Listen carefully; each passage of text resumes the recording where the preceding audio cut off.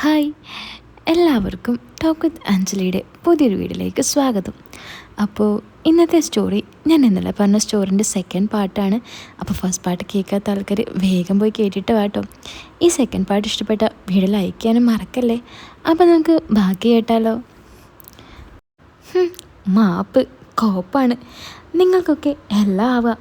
ഞങ്ങളൊന്ന് ഒരാണിനോട് വേണ്ടിയ അപ്പോൾ കുറ്റം. ഡി ഒന്ന് പതുക്കെ പറ, അവിടെ ഉമ്മയും ഉപ്പയും കേൾക്കും.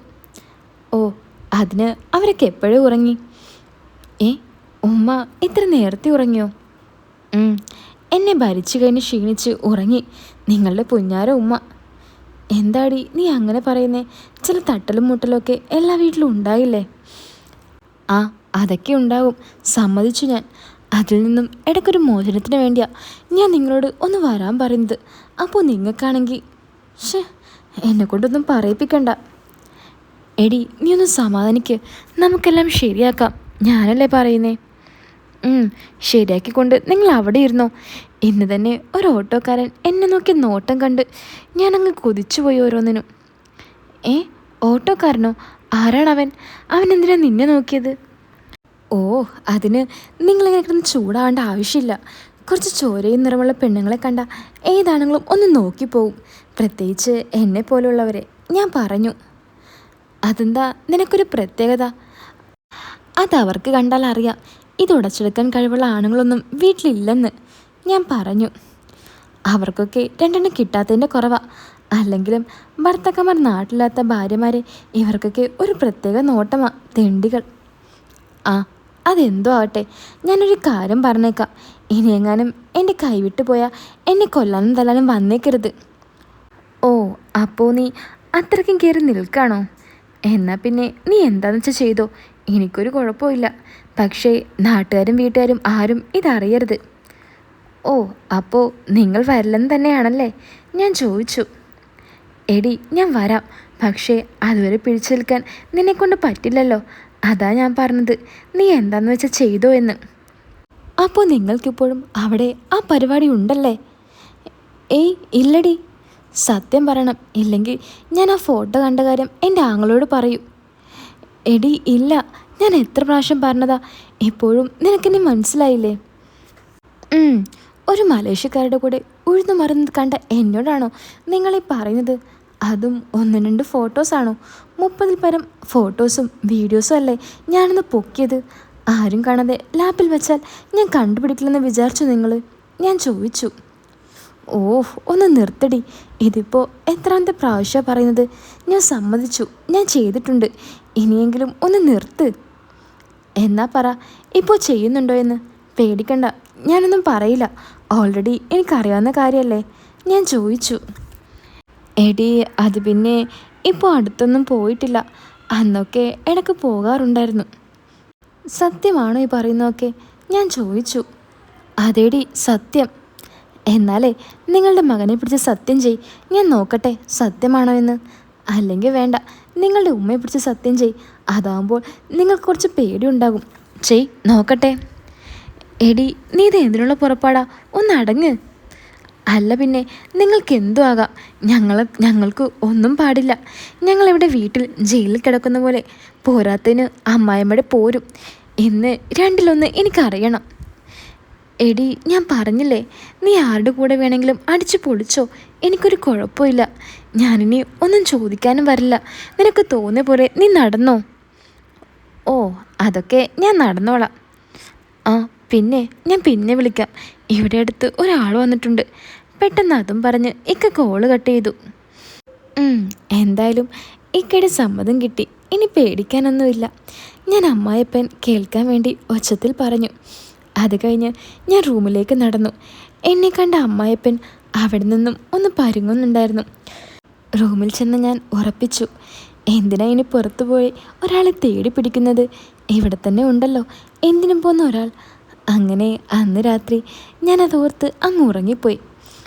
അടുത്ത ദിവസം രാവിലെ ജോലിയെല്ലാം കഴിഞ്ഞ് ഞാൻ അലക്കാൻ പോകുമ്പോൾ അമ്മായിയപ്പൻ എൻ്റെ അടുത്ത് വന്ന് ചോദിച്ചു, എന്താ മോളെ, നിങ്ങൾ തമ്മിൽ പ്രശ്നം? ഇന്നലെ ഞാൻ കേട്ടല്ലോ നിങ്ങൾ തല്ലുപിടിക്കുന്നത്. അതൊന്നുമില്ല, ഞാൻ ചുമ്മാ വെറുതെ ഓരോന്ന് പറഞ്ഞ് തല്ലുപിടിച്ചതാ.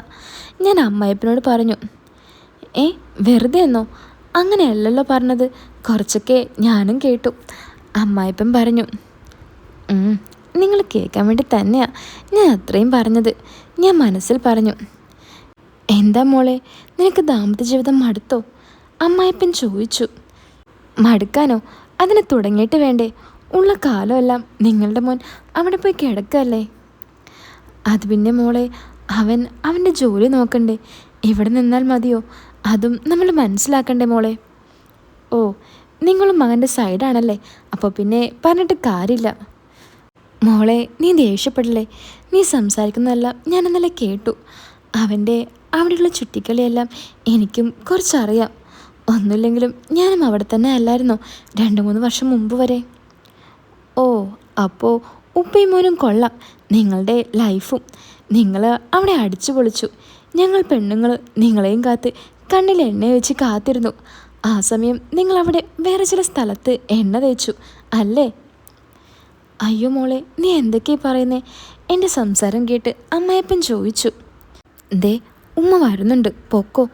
എന്നോട് സംസാരിക്കുന്ന കണ്ട ഇനി അത് മതി ഉമ്മാക്ക് എന്നോട് നിങ്ങളോടും വഴക്കിടാൻ.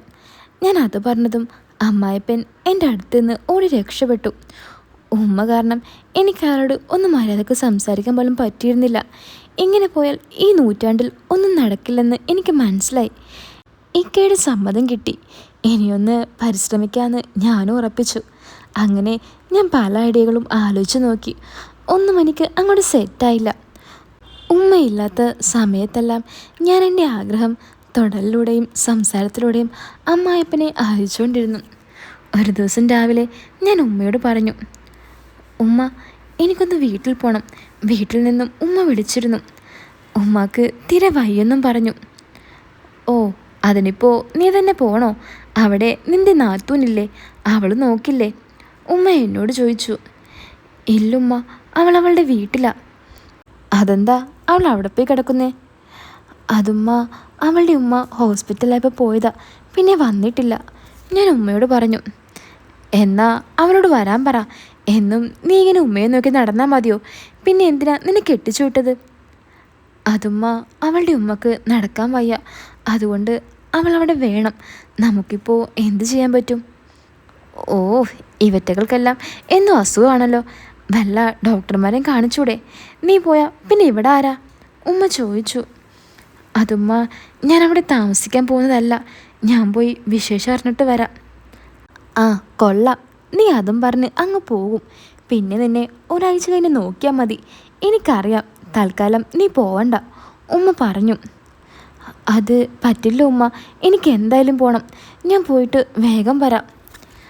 എന്നാ നീ ഒരു കാര്യം ചെയ്, ഉപ്പയുടെ കൂടെ പൊക്കോ.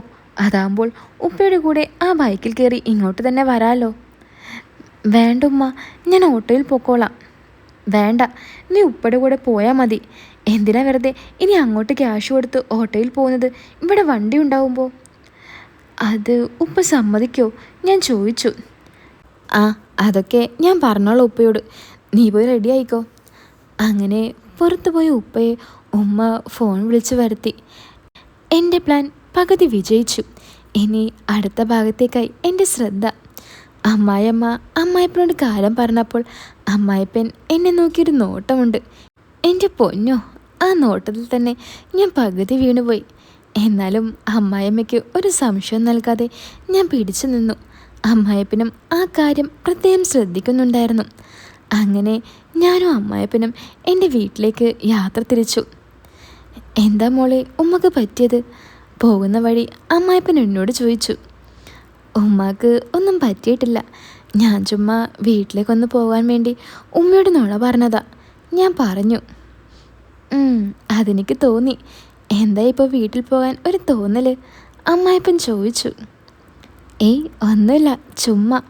കുറേ ആയില്ലേ അവിടെ തന്നെ നിൽക്കുന്നു, അപ്പോൾ ഒന്ന് പോയിട്ട് വരാമെന്ന് വിചാരിച്ചു. അല്ല, മോളാണോ ഉമ്മയോട് എൻ്റെ കൂടെ പോകാമെന്ന് പറഞ്ഞത്? ഏയ് അല്ല, ഉമ്മ പറഞ്ഞതാ ഉപ്പയുടെ കൂടെ പൊക്കോ എന്ന്. അതിപ്പോൾ എന്ത് പറ്റി ഉമ്മാക്ക് അങ്ങനെ പറയാൻ സാധ്യതയില്ലല്ലോ. ആ, അതാണുപ്പ എൻ്റെ മിടുക്ക്. അതിന് നീ എന്ത് പറഞ്ഞു? ഏയ് ഒന്നുമില്ല, ഞാൻ വെറുതെ പറഞ്ഞതാ. എനിക്ക് മനസ്സിലാവുന്നുണ്ട് ചിലതൊക്കെ. എന്താണെങ്കിലും മനസ്സിൽ വെക്കണ്ട, ഇങ്ങോട്ട് തുറന്നു പറ മോളെ. അതെല്ലാം ഞാൻ പറഞ്ഞോളാം. ഉപ്പ ആ ഫ്രൂട്ട്സ് കടയിലൊന്ന് നിർത്തിക്കേ, ഉമ്മാക്ക് കഴിക്കാൻ എന്തെങ്കിലും വാങ്ങണം. ഞാൻ അമ്മായപ്പനോട് പറഞ്ഞു. അമ്മായപ്പൻ ആ കടയുടെ മുന്നിൽ പോയി നിർത്തി. ഞാനും അമ്മായപ്പനും ഇറങ്ങി കുറച്ച് ഫ്രൂട്ട്സ് എല്ലാം വാങ്ങി. ഞങ്ങളുടെ അടുത്തായി 2 ആൻറ്റിമാർ ഫ്രൂട്ട്സ് വാങ്ങുന്നുണ്ടായിരുന്നു. സാരിയെല്ലാം ചുറ്റി കാണാൻ നല്ല ഭംഗിയുള്ള 2 ആൻറ്റിമാർ. ഞാൻ നോക്കുമ്പോൾ അമ്മായപ്പൻ അവരെ നോക്കി നിൽക്കുന്നു. ഇയാൾ ഈ വയസ്സാം കാലത്ത് ഇങ്ങനെയാണെങ്കിൽ ആയ കാലത്ത് എങ്ങനെയായിരിക്കും? ഞാൻ കയ്യിലുള്ള പൊതിയുമായി ഒരു തട്ടങ്ങ് കൊടുത്തു. ആ, എല്ലാം മേടിച്ചു കഴിഞ്ഞോ? പോയാലോ? നെട്ടിക്കൊണ്ട് അമ്മായിപ്പൻ ചോദിച്ചു. ആ, വാ പോകാം, മതി വെള്ളം ഇറക്കിയത്, ആളുകൾ നോക്കുന്നുണ്ട്, ഞാൻ പറഞ്ഞു. അത് കേട്ട് അമ്മായിപ്പൻ ചെറിയ ചമ്മലോടെ ബൈക്കിൽ കയറി, കൂടെ ഞാനും. അങ്ങനെ ഞങ്ങൾ വീട്ടിലേക്ക് പുറപ്പെട്ടു. എന്തായിരുന്നു കടയിലൊരു ഫോട്ടോഷൂട്ട്? ബൈക്ക് ഓടിച്ചുകൊണ്ടിരിക്കുന്ന അമ്മായിപ്പനോട് ഞാൻ ചോദിച്ചു. ഒന്ന് പോ മോളെ, ഞാൻ ചുമ്മാ എന്നെ അറിയാവുന്നവരാണോ എന്ന് നോക്കിയതാ. അതാ നോട്ടം കണ്ടപ്പോഴേ എനിക്ക് തോന്നി. ഞാൻ ചുമ്മാ ഇക്കയെ സംശയിച്ചു. നിങ്ങളുടെ അല്ലേ മോൻ, ഇനി പറഞ്ഞിട്ട് കാര്യമില്ലല്ലോ. അതെന്താ മോളെ നീ ഇങ്ങനെയൊക്കെ പറയുന്നേ? നമുക്ക് കണ്ണ് തന്നിട്ടുള്ളത് നല്ല കാഴ്ചകൾ കാണാനല്ലേ, അപ്പോൾ പിന്നെ നോക്കിപ്പോവില്ലേ? ഓ, അങ്ങനെയാണെങ്കിൽ ഓരോന്ന് തന്നത് ഓരോ ആവശ്യത്തിന് വേണ്ടിയല്ലേ? അങ്ങനെയാണെങ്കിൽ അതൊക്കെ ചെയ്യാമോ? ഞാൻ അമ്മായപ്പനെ കളിയാക്കിക്കൊണ്ട് ചോദിച്ചു. അതിപ്പോൾ മോളെ കിട്ടിയാൽ നോക്കും, ആരെങ്കിലും സന്തോഷത്തോടെ തരണം, അമ്മായപ്പൻ ഒരു മടിയില്ലാതെ പറഞ്ഞു. ഞാനത് കേട്ട് ചിരിച്ചുകൊണ്ട് പറഞ്ഞു. ഇങ്ങനെ പുറത്ത് കാണുന്ന നല്ല കാഴ്ചകൾ കണ്ട് നടന്നാൽ ചിലപ്പോൾ നല്ല അടി കിട്ടും, അത് വാങ്ങി വീട്ടിലിരിക്കേണ്ടി വരും. അത് കുഴപ്പമില്ല മോളെ, അവിടെ നീയുണ്ടല്ലോ, എനിക്കത് മതി. അമ്മായപ്പൻ എല്ലാം മറന്ന് പെട്ടെന്നായിരുന്നു അത് പറഞ്ഞത്. ഞാനോ? ഞാൻ നിങ്ങളുടെ മകൻ്റെ ഭാര്യയല്ലേ? ഞാൻ ചുമ്മാ ചോദിച്ചു. അതെ, അതിനെന്താ? ഇന്നലെ നീ അവനോട് സംസാരിക്കുന്നതെല്ലാം ഞാൻ കേട്ടു. അവൻ ആണൊരു കുരുത്തം കെട്ടവനാ. അവനുള്ളതെല്ലാം അവിടെ ഒപ്പിക്കുന്നുണ്ട്, അതൊക്കെ എനിക്കറിയാം. എനിക്ക് മോളോട് പണ്ടേ ഒരു പാവം തോന്നിയിരുന്നു. പക്ഷേ ഞാൻ എങ്ങനെയാ ഇതെല്ലാം നിന്നോട് പറയാ? അവൻ എൻ്റെ മോനായി പോയില്ലേ? എനിക്ക് മോളെ ഇഷ്ടമാ. മോളവിടെ എല്ലാം സഹിച്ച് നിൽക്കുന്നത് കാണുമ്പോൾ ഞാൻ തന്നെ ഓർത്തു പോകും, ഇവൾക്ക് തണലായി എല്ലാത്തിനും കൂടെ നിൽക്കണമെന്ന്. മോളുടെ പ്രായം കുറച്ച് പിടിച്ചാൽ കിട്ടാത്ത പ്രായമാണ്. പലതും തോന്നും, ഒന്നിലും പോയി വീഴരുത്. നമുക്ക് നല്ലൊരു ഭാവിയുള്ളതാണ്. മോൾക്ക് സമ്മതമാണെങ്കിൽ എല്ലാത്തിനും ഞാനുണ്ട് കൂടെ. അമ്മായിപ്പനത് പറഞ്ഞപ്പോൾ തുള്ളിച്ചാടാനാണ് എനിക്ക് തോന്നിയത്. പക്ഷേ ഞാൻ പിന്നെ ഒന്നും മിണ്ടിയില്ല. ഞങ്ങൾ നേരെ എൻ്റെ വീട്ടിലേക്ക് പോയി. ഉമ്മ എന്നെ കണ്ട സന്തോഷത്തിൽ എൻ്റെ അടുത്തേക്ക് ഓടി വന്നു. എന്താടി, ഒന്ന് വിളിച്ചു പറയാതെയാണോ ഉപ്പയും കൂട്ടി വരുന്നത്?